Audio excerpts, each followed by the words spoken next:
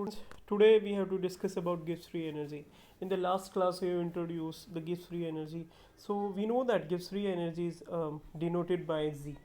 So Gibbs free energy is Z, and that Z is equal to H minus Ts.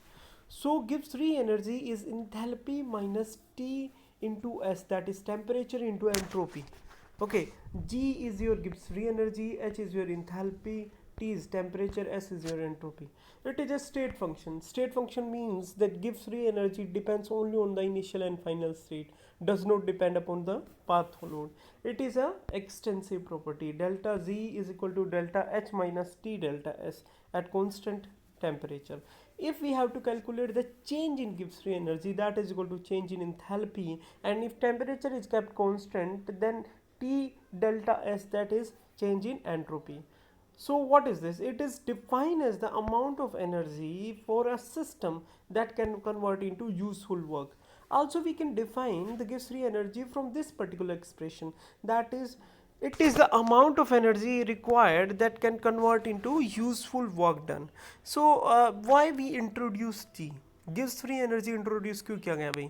हम लोगों को दो चीज़ें थी हमारे पास, एक तो इंथैल्पी एक एंट्रोपी, जिनके बेसिस पे हम ये बता रहे थे कि कोई रिएक्शन स्पॉन्टेनियस है या नहीं.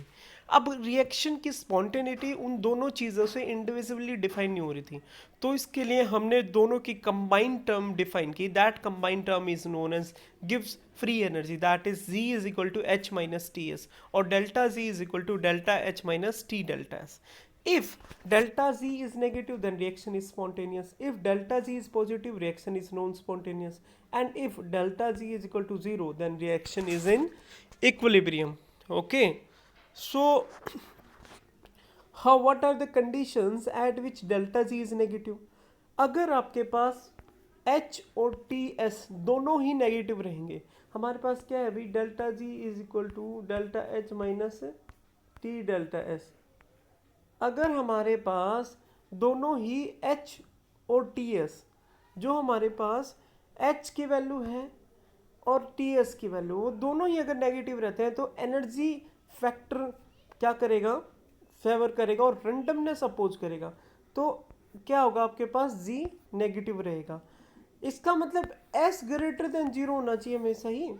तो S, क्योंकि तभी तो S greater than zero, T S की वैल्यू क्या रहेगी, नेगेटिव रहेगी.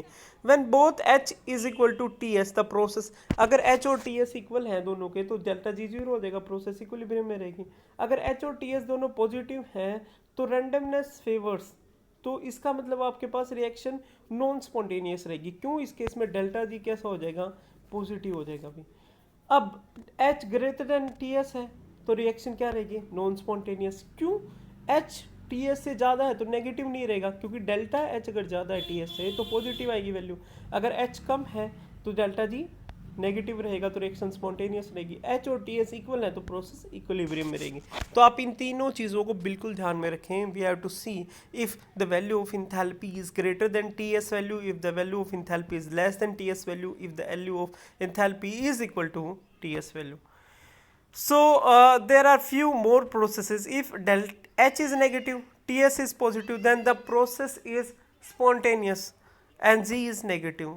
अगर H नेगेटिव है और TS पॉजिटिव है, अगर H पॉजिटिव है और TS नेगेटिव है, तो प्रोसेस आपके पास कैसे रहेगी, नॉन स्पॉन्टेनियस रहेगी. क्यों? क्योंकि इस केस में आपके पास G कैसे हो जाएगा, पॉजिटिव हो जाएगा. Now you have to see the different conditions for gives free energy for which the reaction is spontaneous or not. What is the effect of temperature on spontaneity? अब temperature का क्या effect है? अभी हमने देखा था पहले कि अगर आपके पास एक्सोथर्मिक रिएक्शन है तो रिएक्शन क्या रहेगी, स्पॉन्टेनियस रहेगी. अगर एंडोथर्मिक रिएक्शन है तो रिएक्शन क्या रहेगी, नॉन स्पॉन्टेनियस. लेकिन अगर आपके पास एंडोथर्मिक रिएक्शन है और टेम्परेचर ज़्यादा है तो स्पॉन्टेनियस, क्योंकि एंडोथर्मिक रिएक्शन में हमें हीट देनी होती है. एक्सोथर्मिक रिएक्शन है और टेम्परेचर कम है तो भी स्पॉन्टेनियस. एंडोथर्मिक का टेम्परेचर ज़्यादा होना चाहिए, एक्सोथर्मिक का टेम्परेचर कम होना चाहिए for spontaneity of a reaction. Okay. So next is वो at absolute zero. What is third law of thermodynamics? अभी सेकेंड लॉ ऑफ थर्मोडायनेमिक्स ने हमें absolute entropy of value calculate करना नहीं बताया. जो लिमिटेशंस थी सेकेंड लॉ ऑफ थर्मोडायनेमिक्स की वो ये थी कि हम जिस टाइम वैल्यू कैलकुलेट कर रहे थे वो चेंज इन एंट्रोपी और change in gives free energy calculate कर रहे थे. तो एब्सोल्यूट एंट्रोपी को हम कैसे कैलकुलेट कर सकते हैं? इसके लिए थर्ड लॉ ऑफ थर्मोडायनेमिक्स दिया गया. And that third law of thermodynamics suggests that at absolute zero कितना होता है? 0 kelvin. 0 kelvin minus 273.15 degree Celsius, जो हमने स्टेट ऑफ मैटर में पढ़ा था जिस टाइम हमने आई थिंक चार्ल्स ला पढ़ा. तो एब्सोल्यूट जीरो टेम्परेचर पे, अब 0 केल्विन टेम्परेचर पे the entropy of a perfect crystalline substance is ZeRO. ये जीरो है भाई. तो at absolute zero temperature the entropy of a perfect crystalline substance is zero. That is known as third law of thermodynamics. Please note that what is to be noted here: few substance possesses certain entropy at absolute zero. यहाँ पे बहुत सारे substance या कुछ substance ऐसे हैं जिनकी entropy रहती है even though the temperature is absolute zero. That entropy is known as residual entropy. Okay, so third law of thermodynamics is basically suggests that at absolute zero temperature the entropy of a perfect crystalline substance is zero.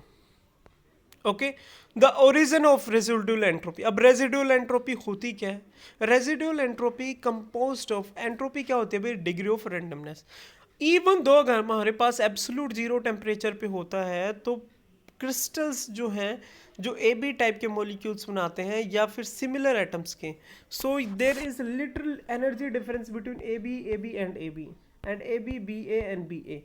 So other arrangements are also there. So these orientations A, B and B, A are random in solid.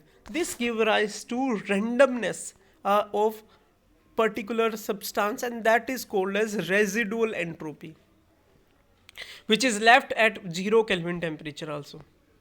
Okay, so we are done with this chapter. Next we will discuss about NCERT problem of this chapter.